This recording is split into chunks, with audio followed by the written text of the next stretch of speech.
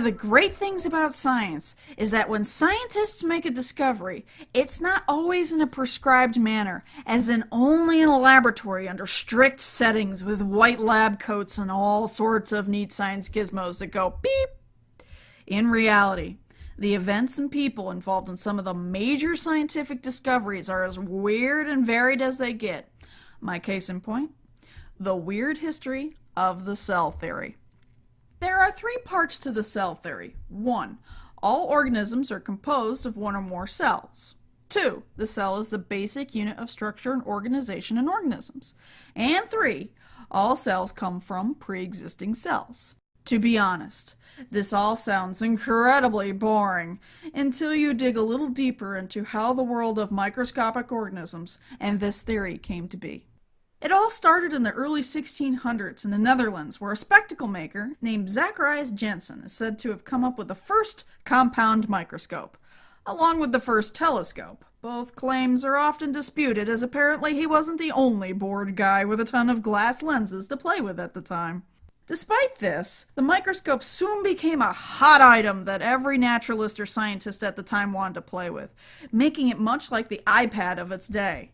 One such person was a fellow Dutchman by the name of Anton van Leeuwenhoek, who heard about these microscope doohickeys, and instead of going out and buying one, he decided to make his own. And it was a strange little contraption indeed, as it looked more like a tiny paddle the size of a sunglass lens. If he had stuck 2 together, it probably would have made a wicked set of sunglasses that you couldn't see much out of. Anywho, once Leeuwenhoek had his microscope ready, he went to town looking at anything and everything he could with them, including the gunk on his teeth. Yes, you heard right. He actually discovered bacteria by looking at dental scrapings, which, when you keep in mind that people didn't brush their teeth much, if at all, back then, he must have had a lovely bunch of bacteria to look at. When he wrote about his discovery, he didn't call them bacteria as we know them today, but he called them animalcules, because they looked like little animals to him. While Leeuwenhoek was staring at his teeth gunk, he was also sending letters to a scientific colleague in England by the name of Robert Hooke. Hooke was a guy who really loved all aspects of science, so he dabbled in a little bit of everything, including physics, chemistry, and biology. Thus it is Hooke who we can thank for the term the cell, as he was looking at a piece of cork under his microscope, and the little chambers he saw reminded him of cells, or the rooms monks slept in their monasteries. Think college dorm rooms, but without the TVs, computers, and really annoying roommates.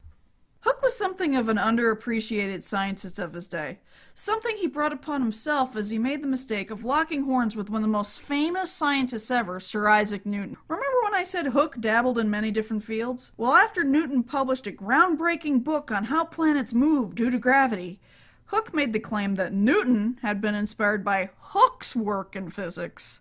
Newton, to say the least, did not like that, which sparked a tense relationship between the two that lasted even after Hooke died, as quite a bit of Hooke's research, as well as his only portrait, was misplaced due to Newton. Much of it was rediscovered, thankfully, after Newton's time, but not his portrait, as sadly no one knows what Robert Hooke looked like. Fast forward to the 1800s, where 2 German scientists discovered something that today we might find rather obvious, but helped tie together what we now know as the cell theory. The first scientist was Matthias Schleiden, a botanist who liked to study plants under a microscope. From his years of studying different plant species, it finally dawned on him that every single plant he had looked at were all made of cells.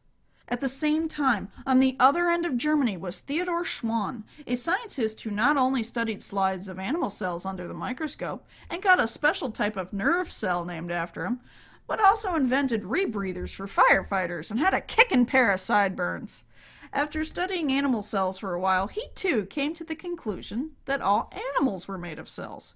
Immediately, he reached out via snail mail, as Twitter had yet to be invented, to other scientists working in the same field, and it was Schleiden who got back to him, and the two started working on the beginnings of the cell theory.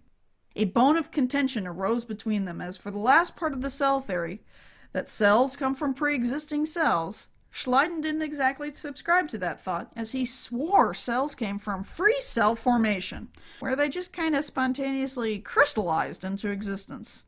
That's when another scientist, named Rudolf Virchow, stepped in with research showing that cells did come from other cells. Research that was actually, how to put it, borrowed without permission from a Jewish scientist by the name of Robert Remak, which led to two more feuding scientists. Thus, from teeth gunk to torquing off Newton, crystallization to Schwann cells, the cell theory came to be an important part of biology today. Some things we know about science today may seem boring, but how we came to know them is incredibly fascinating. So if something bores you, dig deeper. It's probably got a really weird story behind it somewhere.